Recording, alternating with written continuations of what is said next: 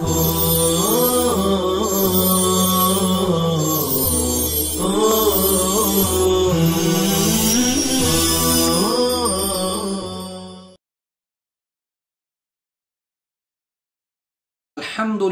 رب العالمین والصلاة والسلام علی سید الانبیاء والمرسلین وعلی آلہ واصحابہ اجمعین اما بعد بسم اللہ الرحمن الرحیم واصحاب هذه السهام 12 نفرا 4 من الرجال وهم الأب والجد الصحيح وهو أبو الأب وإن علا والأخ لأم والزوج و8 من النساء وهن الزوجة والبنت وبنت الابن وإن سفلت والأخت لأب وأم والأخت لأب والأخت لأم والأم والجدة الصحيحة وهي التي لا تدخل في نسبتها إلى الميت جد فاسد۔ ترجمہ: اور ان سہام کے مستحقین 12 نفراً کل 12 ہیں، یعنی اصحاب الفرائض کی کل تعداد 12 ہے۔ مردوں میں سے 4 ہیں، نمبر 1 باپ، نمبر 2 دادا، نمبر 3 اخیافی بھائی، نمبر 4 شوہر۔ اور عورتوں میں سے کل 8 ہیں، نمبر 1 بیوی، نمبر 2 بیٹی، نمبر 3 پوتی، نمبر 4 عینی بہن، نمبر 5 اللاتی بہن، نمبر 6 اخیافی بہن، نمبر 7 ماں اور نمبر 8 جدہ صحیحہ۔ عزیز طلبہ، اس عبارت کے تحت کل 4 مباحث ہیں۔ بحث اول اصحاب الفرائض کی تعداد و تعین۔ بحث ثانی مصنف علیہ الرحمہ نے اصحاب الفرائض کا ذکر جس ترتیب سے کیا ہے اس ترتیب کی وجہ۔ بحث ثالث اجداد صحیح و فاسد اور جدات صحیحہ و فاسدہ کی تعریف۔ بحث رابع جدہ صحیحہ کی اقسام ثلاثہ۔ اب ہم ترتیب سے اس پر گفتگو کرتے ہیں۔ بحث اول اصحاب الفرائض کی تعداد و تعین۔ اصحاب الفرائض کل 12 ہیں، مردوں میں سے 4 باپ، دادا، اخیافی بھائی، شوہر۔ عورتوں میں سے 8 بیوی، بیٹی، پوتی، عینی بہن، اللاتی بہن، اخیافی بہن، ماں اور جدہ صحیحہ۔ مردوں اور عورتوں کو مخلوط کر کے یاد رکھنے کا آسان طریقہ زوجین میاں بیوی، ابوین ماں باپ، جدین دادا اور جدہ صحیحہ، بنتین بیٹی اور پوتی، اختین حقیقی اور اللاتی بہنیں، اخوین اخیافی بھائی بہن۔ تو اس طریقے سے آپ مردوں اور عورتوں کو مخلوط کر کے آسانی کے ساتھ میں 6 الفاظ میں اس کو یاد رکھ سکتے ہیں: زوجین، ابوین، جدین، بنتین، اختین اور اخوین۔ بحث ثانی مصنف علیہ الرحمہ نے جس ترتیب سے اصحاب الفرائض کو بیان کیا ہے اس ترتیب کی وجہ کیا ہے؟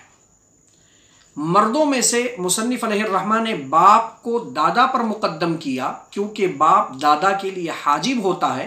باپ کی موجودگی میں دادا محروم ہو جاتا ہے، اس اعتبار سے باپ اقوا ہوا، اس لیے باپ کو دادا پر مقدم کیا۔ دادا کو اخیافی بھائی بہنوں پر کیوں مقدم کیا؟ کیونکہ دادا کی وجہ سے اولاد الام یعنی اخیافی بھائی بہن محروم ہو جاتے ہیں اور دادا ان کے لیے حاجب ہوتا ہے، اور حاجب محجوب سے قوی ہوتا ہے، اس لیے دادا کو اولاد الام پر مقدم بیان کیا۔ پھر اولاد الام کو شوہر پر اس لیے مقدم رکھا کیونکہ اولاد الام کا تعلق میت سے نسب کا ہے اور شوہر کا تعلق میت سے سبب کا ہے، اور نسب سبب سے قوی ہوتا ہے، اس لیے مصنف علیہ الرحمہ نے اولاد الام کو زوج یعنی شوہر پر مقدم رکھا۔ پھر مصنف علیہ الرحمہ نے زوجہ کو ذکر زوج کے بعد ذکر کیا کیونکہ بیوی یہ شوہر کی پرورش میں ہوتی ہے، اس لیے بہت مناسب ہوا کہ ذکر زوج کے بعد زوجہ کا ذکر کیا جائے تاکہ ہجران لازم نہ آئے اور اس کا لطف جاننے والوں پر پوشیدہ نہیں ہے۔ پھر مصنف علیہ الرحمہ نے زوجہ کو بنت پر اس لیے مقدم کیا کہ زوجہ اصل ہے اور بنت اس کی فرع ہے، اور اصل قوی ہوتا ہے فرع سے، اس لیے مصنف علیہ الرحمہ نے زوجہ کو بنت پر مقدم کیا۔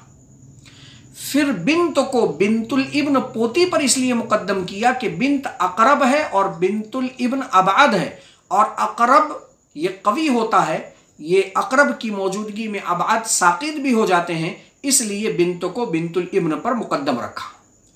پھر بنت الابن کو اخت عینی پر اس لیے مقدم کیا کہ اخت عینی میت سے قریب نہیں ہے بلکہ دور ہے، اس کے بنسبت بنت الابن یہ میت سے زیادہ قریب ہے، اس لیے اس کے اقرب ہونے کی وجہ سے بنت الابن کو اخت عینی پر مقدم کیا۔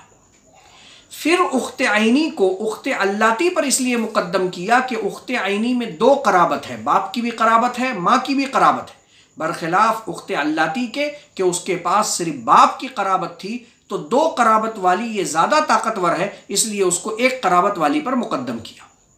پھر اخت علاتی کو اخت اخیافی پر کیوں مقدم کیا؟ کیونکہ اخت علاتی کے پاس قرابت اب ہے، باپ کی قرابت ہے، اور اخت اخیافی کے پاس قرابت یعنی ماں کی قرابت ہے، اور قرابت اب یہ قرابت سے قوی ہوتا ہے، اس لیے اخت علاتی کو اخت اخیافی پر مقدم کیا۔ پھر اخت اخیافی کو ماں پر کیوں مقدم کیا؟ اس کی وجہ اور دلیل یہ ہے کہ جب متعدد اخت خیفی ہوں تو یہ ماں کے لیے حاجب بنتی ہیں، اس وجہ سے ان کو ماں پر مقدم کیا۔ پھر ماں کو جدہ صحیحہ پر اس لیے مقدم کیا کہ ماں جمیع جدات کے لیے حاجب ہے، چاہے وہ دادی کی شکل میں ہو یا نانی کی شکل میں ہو، اس وجہ سے ماں کو جو ہے نا جدہ صحیحہ پر مقدم کیا۔ نیز ماں جدہ صحیحہ کے مقابل میں میت سے زیادہ قریب ہے، اس لیے ماں کو جدہ صحیحہ پر مقدم کیا۔ یا حضرات کے سامنے ترتیب بیان کی وجہ مکمل ہوئی۔ اب ہم تیسری بحث کی طرف چلتے ہیں، اجداد صحیح و فاسد، جدات صحیحہ و فاسدہ کی تعریف۔ جد صحیح کسے کہتے ہیں؟ جد صحیح کی تعریف کیا ہے؟ تو جد صحیح کی تعریف کو ذہن میں رکھیں، هو الذی لا تدخل فی نسبته الی المیت ام، وہ مذکر اصل بعید ہے جس کی نسبت میت سے جوڑنے میں ماں کا واسطہ نہ آئے، جیسے ابو الابی باپ کا باپ، تو آپ نے دیکھا میت سے نسبت جوڑنے میں اب مذکر کا واسطہ آ رہا ہے، ماں کا واسطہ نہیں آ رہا ہے، لہٰذا ابو الاب یعنی دادا یہ جد صحیح ہوگا، ابو ابل اب پردادا یہ بھی جد صحیح ہوگا، وَإِنْ عَلَا گرچہ اوپر تک چلے جائیں۔ جد فاسد کی تعریف، هُوَ الَّذِي تَدْخُلُ فِي نِسْبَتِهِ إِلَى الْمَيِّتِ أُمٌّ، وہ مذکر اصل بعید ہے جس کی نسبت میت سے جوڑنے میں ماں کا واسطہ آئے، جیسے ابو الامی ماں کا باپ نانا، تو آپ نے دیکھا ابو الامی اس اب مذکر کی نسبت میت سے جوڑنے میں بیچ میں امن مؤنث کا واسطہ آ رہا ہے، ماں کا واسطہ آ رہا ہے، اس لیے نانا یہ جد فاسد ہوا۔ جد صحیحہ کی تعریف، ہی التی لا يدخل فی نسبتها الى المیت جد فاسد، وہ مؤنث اصل بعید ہے جس کی نسبت میت سے جوڑنے میں جد فاسد یعنی نانا کا واسطہ نہ آئے، جیسے ام الابی باپ کی ماں، تو آپ نے دیکھا اس مؤنث ام کی نسبت میت سے جوڑنے میں اب مذکر کا تو واسطہ آ رہا ہے لیکن نانا کا واسطہ نہیں آ رہا ہے۔ ام ابل ابی پردادے کی ماں، ام ابی ابل اب سکڑ دادے کی ماں، تو یہاں اس ماں کی نسبت یعنی اس ام دادی کی نسبت، پردادی کی نسبت، سکڑ دادی کی نسبت میت سے جوڑنے میں پورے مذکر کا واسطہ آ رہا ہے، کہیں پر بھی ام الابی ابو الامی ماں کے باپ یعنی نانا کا واسطہ نہیں آ رہا ہے، تو یہ جدہ صحیحہ ہے۔ جدہ فاسدہ کی تعریف، ہی التی يدخل فی نسبتها الى المیت جد فاسد، وہ مؤنث اصل بعید ہے جس کی نسبت میت سے جوڑنے میں جد فاسد یعنی نانا کا واسطہ ہے، جیسے امو ابل امی، نانا کی ماں، تو آپ یہاں ذرا غور کیجئے، امو ابل امی، اس ام مؤنث کی نسبت میت سے جوڑنے میں ابو الامی، ماں کا باپ یعنی نانا، اس کا واسطہ آ رہا ہے، لہٰذا یہ ہو گئی جدہ فاسدہ۔ بطور لطیفے کے یہاں یہ سمجھ لیجئے کہ اگر کسی کے پسماندگان میں دادا بھی موجود ہو، دادی بھی موجود ہو، نانا بھی موجود ہو اور نانی بھی موجود ہو، تو سوائے نانا کے سب وارث ہوں گے اور نانا محروم ہو جائے گا، کیونکہ نانا اصحاب الفرائض میں سے نہیں ہے، عصبات میں سے نہیں ہے، ذوی الارحام میں سے، اور دادا صاحب فرض بھی ہے، صاحب عصبہ بھی ہے، اور دادی اور نانی یہ اصحاب الفرائض میں سے ہیں۔